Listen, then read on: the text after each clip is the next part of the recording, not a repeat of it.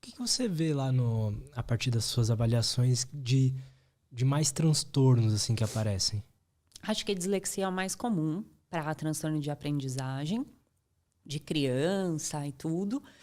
A maioria das pessoas não tem nada, ainda bem. É mais uma questão mesmo emocional e tudo mais. Essas que, né? Eu acho que eu tenho. Geralmente não tem.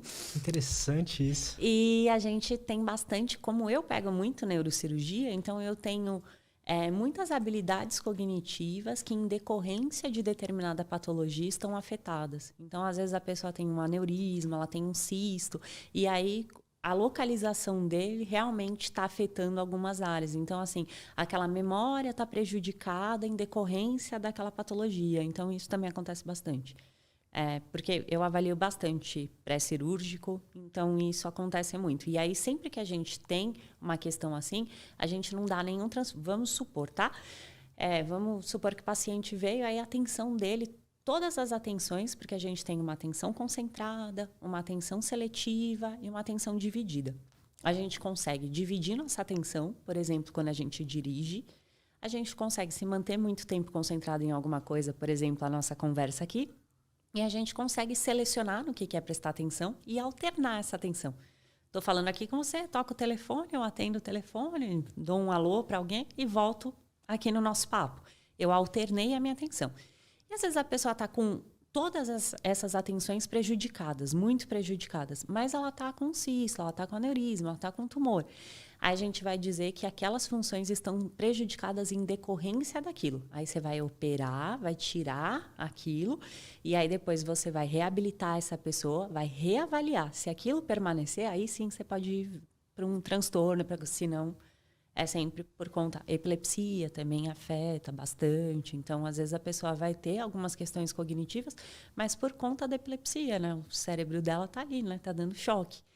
Então, ela vai se prejudicar, né? A longo prazo, se ela tem muita convulsão, dependendo de como tá. Então, e aí é em decorrência de. Tá, entendi. Esclerose também, esclerose múltipla. Então, são todos os pacientes que vêm para avaliação. E, normalmente, essas patologias crônicas se opera, né? Tem gente que opera, tem neurocirurgiões que optam por não operar o paciente, depende de cada caso, mas esses são recomendados fazer uma vez por ano. Aí eles sempre tem que estar... Porque aí, assim, você consegue medir a progressão da doença. Se ela está ou não progredindo. Interessante isso. E assim, qualquer pessoa pode ir lá e fazer uma avaliação, você diria? Pode, qualquer um pode fazer, isso não tem nenhum tipo de contraindicação. Geralmente essas pessoas vêm encaminhadas, então ou um psiquiatra, ou um neuro. Eu fiquei com vontade de fazer. Ah, legal! Então vamos fazer, eu faço a sua, tá? Um neuro encaminha, um nutri, enfim, pode fazer também. Muita escola. A escola encaminha bastante, porque percebe ali alguma inabilidade daquela criança com relação à alfabetização e aí encaminha. Às vezes vem adolescente também, assim, um pouco mais tardio, mas que também foi encaminhado pela escola, porque a escola começa a achar que alguma coisa não está tão legal, está disfuncional e encaminha.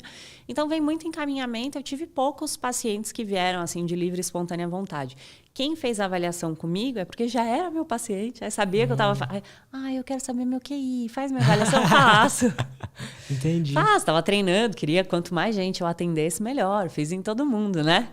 Fui testando a família, fazendo em todo mundo, porque é diferente da psicoterapia, a avaliação neuropsicológica não tem a questão da ética. Então, não tem problema. Se você vai atender 2 irmãos, se você pode fazer as avaliações ali, porque você está falando de algo que é pontual, né? Você vai ter um contato ali com aquela pessoa por aquele período, você não está fazendo tratamento, né? Entendi. Então, você pode fazer com família, não tem problema. Eu achei super interessante, porque é o que a gente tinha falado do autoconhecimento. Se eu sei como eu funciono, eu experiencio essa vida de uma forma melhor, mais gostosa, né? Meus dias vão ficar mais interessantes, as pessoas ao meu redor vão estar mais felizes também. Isso vai muito... A psicologia positiva, que é uma linha da psicologia, ela fala muito disso, né? Que o nosso sistema educacional, ele volta-se muito para... Você tem muita habilidade na matemática, então vamos treinar seu português para você ficar bom também. E que a psicologia positiva seria justamente isso, né? Você usar as suas habilidades. Você é muito bom de matemática, então, foca na matemática. Faz tudo que envolva a matemática e fica melhor ainda em matemática, esquece o resto, assim. Então, de você usar mais isso. Então, acho que a avaliação ela também te dá essa possibilidade de você saber no que você é muito bom e de você conseguir, por conta de saber no que você é muito bom, dar mais foco naquilo. Dá também para identificar se, por exemplo, uma pessoa normal que não tá com nenhum transtorno e tal, tá com uma performance cognitiva piorada por algum motivo. Sim. E aí chega no porquê daquilo e ela ajusta e aí vai ter uma performance melhor? Sim, sem dúvida. Eu acho que, principalmente do pós-Covid, o intuito é justamente esse. Você entender o que não está funcionando legal, se realmente é uma questão ou se também a pessoa acha que ela ficou pior, né? Porque tem isso também. Tem bastante gente que, na verdade, fala, nossa, depois que eu tive Covid... E aí você vai ver, não tá ruim. Às vezes a pessoa está vivendo uma fase da vida dela que não está tão legal.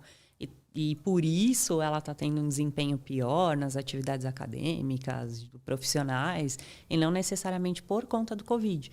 Mas as pessoas associam. Então, sim, a gente consegue saber tudo isso. Geralmente, quando uma pessoa está com a performance cognitiva piorada, qual que é o padrão do que mais a pessoa tem ali? Geralmente é um problema emocional. Então, vamos supor que uma pessoa está com dificuldade de foco, concentração. Qual que é o principal porquê disso, assim? Se não for transtorno de déficit de atenção, sim, é emocional. Tipo, ansiedade e tal. E principalmente momento de vida. Se você está passando por um divórcio, dificilmente, se aquilo, né, vamos supor que você não queria se divorciar, ou enfim, é complicado aquilo não mexer com você, né? Mexe, você fica desatento, você tá terminou o namoro. Diminui a sua performance, não tem jeito, né? É inevitável. E começou a namorar também, tudo é a pessoa, então você fica muito apaixonado. E aí você perde também, você fica um pouco sem foco quando você tá muito apaixonado, porque tudo te faz lembrar. Então, esse momento de vida influencia muito em como que você vai desempenhar. O ideal é que esteja tudo mais ou menos, assim, sabe? Tudo na mesma. Quanto mais igualzinho, assim, sem muitos altos e baixos, que é difícil, né? Sim. Mas a gente tem uma performance melhor. Porque mais ou menos as coisas parece que estão controladas. E me corrija se eu estiver errado, mas também a gente, como ser humano, assim, dificilmente a gente vai ter sempre aquela mesma performance todos os dias. Mesmo que a gente esteja totalmente regulado. Eu, por exemplo, fiquei muito triste quando eu descobri que depois que eu regulei tudo, ainda tinha dias onde eu ficava sem foco nenhum. E eu ficava, por quê? Né? A gente a gente não é só um robozinho ali que ajuda isso aqui e vai tudo funcionar bem. Não, melhora, né? Melhora. Você consegue ter, digamos, um certo controle, mas é isso, não é sempre. E eu acho que também talvez não teria nem graça, né? Se fosse assim, porque eu acho que esse desafio, ele também move, ele também é gostoso. Porque aí quando você consegue fazer isso, você fala, nossa, que legal. Hoje foi um dia maravilhoso, eu fui muito bem, eu consegui. Então, isso também te motiva, assim. Talvez se você tivesse sempre aquele desempenho, você não conseguiria nem saber quando você não foi bom. Porque você sempre foi bom, né? É verdade. Tem algo também nos dias piores, quando você consegue fazer tudo certinho, suas obrigações e tal. No final do dia você fica mais feliz do que num dia onde foi tudo fácil. Tem isso também. Tem o vencer o desafio e a comparação, né? De você poder olhar e falar, nossa, eu fui melhor hoje do que eu fui ontem. Então, acho que isso também é bom. Gostou desse corte? Espero que sim. Se você quer receber mais conteúdo sobre desenvolvimento pessoal, saúde mental e autoconhecimento, não esquece de se inscrever aqui no canal, beleza? Valeu, até a próxima e tchau!